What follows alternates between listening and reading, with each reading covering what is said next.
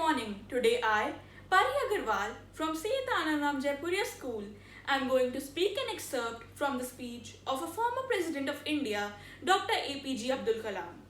My vision for India. Why is the media here so negative? Why are we in India so embarrassed to recognize our own strengths, our achievements? We are such a great nation. We have so many amazing success stories, but we refuse to acknowledge them. Why?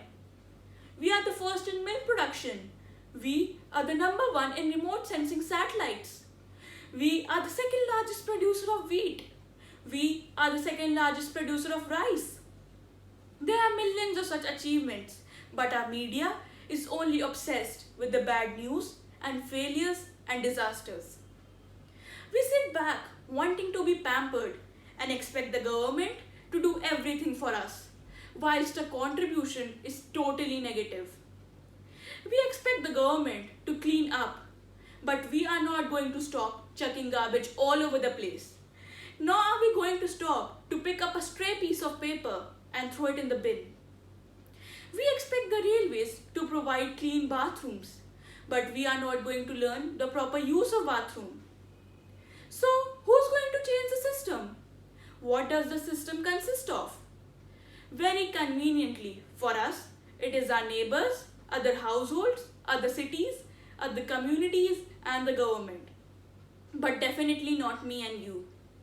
When it comes to us actually making a positive contribution towards the system, we lock ourselves along with the families into a safe cocoon and look into the distance at the countries far away and wait for some Mr. Clean to come along and work miracles for us with a majestic sweep of his hand.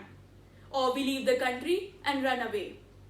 You say that the government is inefficient. You say that our laws are too old.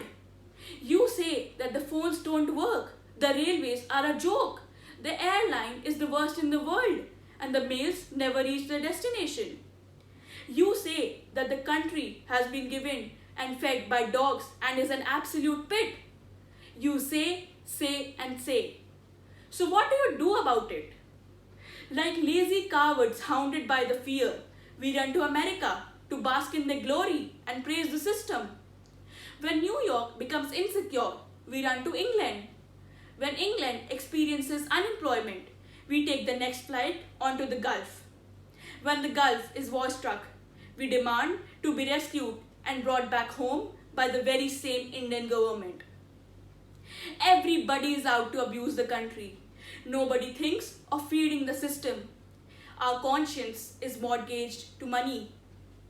Dear Indians, this calls for a great deal of introspection and pricks one's conscience too. I am echoing JF Kennedy's words to his Americans to relate to Indians. Ask what we can do for India and do what has to be done to make India what America and other Western countries are today. Let's do what India needs from us. Thank you.